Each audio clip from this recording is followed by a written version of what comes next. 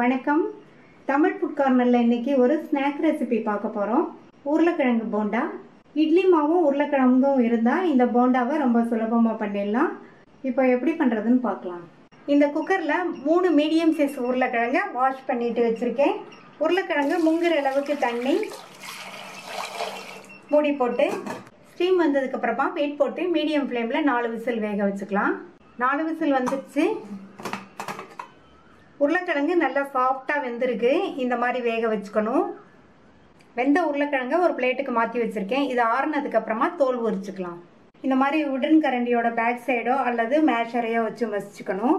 ரொம்ப மையாக மசிச்சிடக்கூடாது. கிழங்கு அங்கங்கே 1-2 தெரிகிற மாதிரி மசிச்சுக்கணும். அப்போ தான் போண்டாக்கு நல்லாயிருக்கும். இந்த பேனில் 2 டேபிள் ஸ்பூன் எண்ணெய் சூடாயிடுச்சு. அதில் 1/2 டீஸ்பூன் கடுகு பொரிஞ்சதும் 3/4 டீஸ்பூன் உளுந்தம்பருப்பு, 3/4 டீஸ்பூன் கடலைப்பருப்பு. இந்த பருப்போட கலர் லைட்டாக மாறி வரணும். அது கூட 1/2 டீஸ்பூன் சீரகமும் பொரிஞ்சிருச்சு. 2 டீஸ்பூன் அளவுக்கு பொடியாக கட் பண்ண இஞ்சி. அடுத்து கருவேப்பிலையும் பொடியாக கட் பண்ணிக்கணும். 2 பிஞ்ச் பெருங்காய பவுடர் சேர்த்துட்டு இதை லைட்டாக வதக்கி விட்டால் போதும். அடுத்து பொடியாக கட் பண்ண மீடியம் சைஸ் வெங்காயம், நல்லா பொடியாக சாப் பண்ண பச்சை மிளகாய்.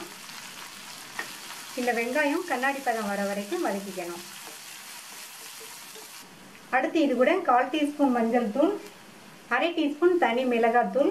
இது ரெண்டையும் சேர்த்துட்டு லோ ஃப்ளேமில் வச்சு ஒரு 2 நிமிஷத்துக்கு இதை வதக்கிக்கணும். லோ ஃப்ளேமில் வச்சு வதக்கினா தான் இந்த மிளகாத்தூள்லாம் கரிஞ்சு போகாமல் இருக்கும். அடுத்து நம்ம இதில் மேஷ் பண்ண உருளைக்கிழங்கு சேர்த்துக்கலாம். இப்போ இதுக்கு தேவையான அளவு உப்பு சேர்த்துக்கலாம். 1/2 டீஸ்பூன் உப்பு சேர்த்துருக்கேன், கரெக்டாக இருக்கும். ஸ்டவ்வை லோ ஃப்ளேம்லேருந்து மீடியம் ஃப்ளேமுக்கு மாற்றிட்டு 2 நிமிஷத்துக்கு நல்லா இதை ஒன்றா எல்லாம் மிக்ஸ் ஆகிற மாதிரி நல்லா கலந்து விட்டுக்கணும். உருளைக்கிழங்கு சேர்த்து நல்லா ஒரு தடவை மிக்ஸ் பண்ணி விட்டாச்சு.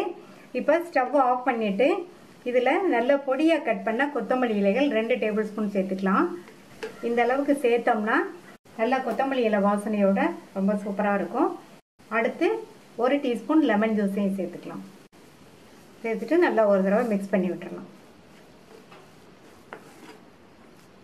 ரெடியான உருளைக்கிழங்கு மசாலாவை இறக்கி ஆற விட்டுறலாம். இப்போ இது நல்லா ஆறிடுச்சு. இதை உருண்டைகளாக உருட்டி வச்சுக்கலாம்.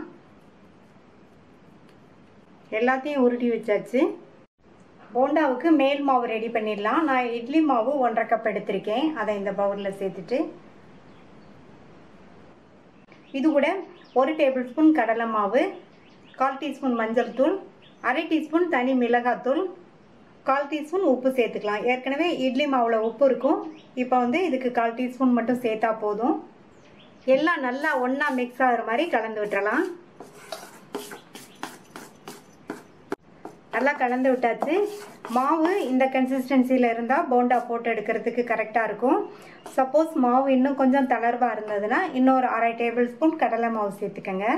கடாயில் எண்ணெய் விட்டு சூடாயிடுச்சு. நம்ம ரெடி பண்ணி வச்ச பால்ஸை ஒவ்வொன்றா எடுத்து இந்த மாவில் போட்டு நல்லா இந்த மாதிரி ஒரு ஸ்பூன் வச்சு இந்த மாதிரி பெரட்டி விட்டுட்டு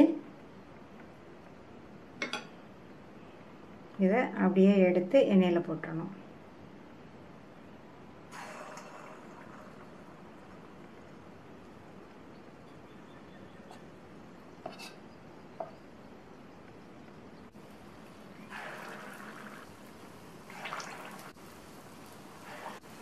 போண்டாவை போட்டதுக்கு அப்புறமா ஸ்டவ்வை மீடியம் ஃப்ளேமில் வச்சுட்டு ஒவ்வொரு போண்டாவாக இந்த மாதிரி பெரட்டி விட்டு நல்லா கோல்டன் கலராக வந்ததுக்கப்புறமா எடுத்துடலாம். அடிக்கடி இந்த மாதிரி பெரட்டி விட்டுக்கணும். இப்போ பெரட்டி விட்டு நல்லா கோல்டன் கலராக வந்துடுச்சு. இந்த பிளேட்டுக்கு மாற்றி வச்சிடலாம். நல்லா எண்ணெயை வடிச்சிட்டு இந்த பிளேட்டில் வச்சிடலாம். நல்லா சூடாக இட்லி மாவில் பண்ண சுவையான உருளைக்கிழங்கு போண்டா ரெடி ஆயிடுச்சு. இது தேங்காய் சட்னியோட வச்சு சாப்பிட்றதுக்கு ரொம்ப சூப்பராக இருக்கும்.